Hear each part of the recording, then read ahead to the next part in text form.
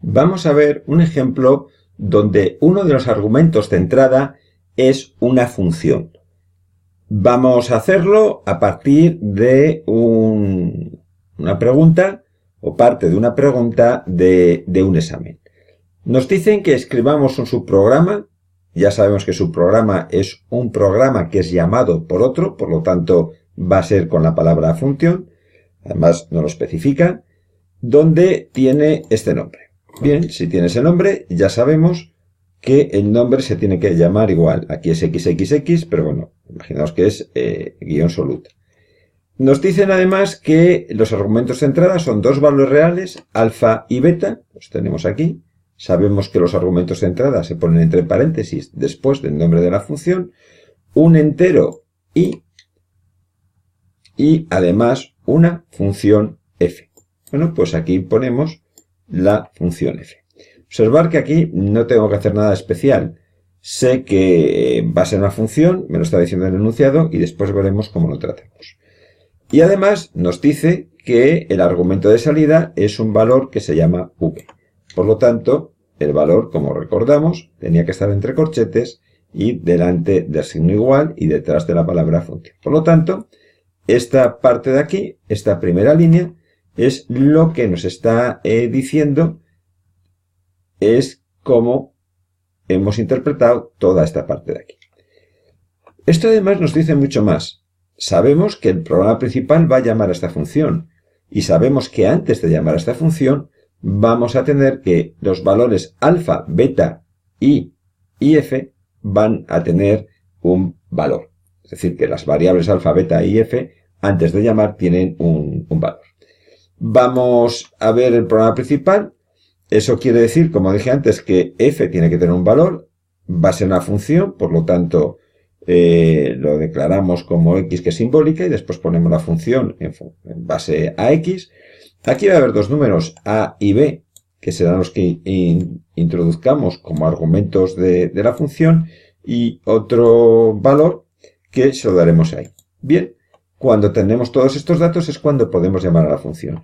Observar también que aquí se llaman a, b, y latina y f, que no tienen por qué coincidir el nombre con estos de aquí. Lo que sí tiene que coincidir es el tipo. Es decir, que si f es una función, el valor que esté en cuarto lugar, cuando llamemos del programa, tendrá que ser una función. Pero si en lugar de f ponemos g, daría igual. Vamos ahora a leer el texto que nos dice qué podemos hacer. Observamos que casi siempre la variable de salida v, que está por aquí, pues normalmente se va a calcular a partir de las variables de entrada. No voy a entrar mucho, en esto es un if, nos dice que si igual a 1, pues si igual a 1 hagamos algo, si i es igual a 2, else if hacemos algo distinto, y que si el valor de i no es ni 1 ni 2, es decir, en caso de que no sea ni 1 ni 2, pues hacemos otra cosa. Bien, lo importante ahora es valorar el aspecto que nos decían que f era una función. Y observar que aquí nos está diciendo que tenemos que hacer es el valor de f entre, obtenido entre alfa más beta dividido entre 2. Bueno, pues como es una función, lo expresamos de esta forma. Tenemos que poner la palabra eval delante porque nos va a dar la evaluación de la función. Pero observar que en ningún momento tenemos que poner aquí el nombre de la función, que va a ser simbólica, etc. Solo si aquí hubiese una función que trabajara a partir de x, entonces sí. Pero en este caso no sería necesario. Imaginaros, para entenderlo mejor, que nos dicen que f, en lugar de ser una función, es un vector. En este caso, pues ya trabajaríamos de esta forma, es decir, quitando eval, ya lo haríamos con f de algo si f fuera un vector.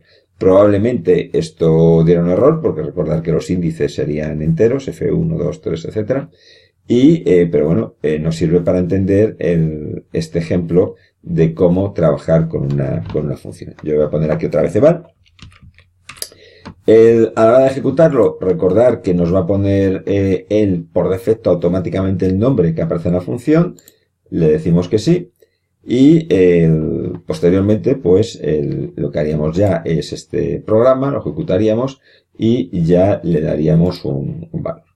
En este caso lo podemos llamar programa principal y ya lo ejecutaríamos y nos estaría dando un valor. Bien, vamos a ver.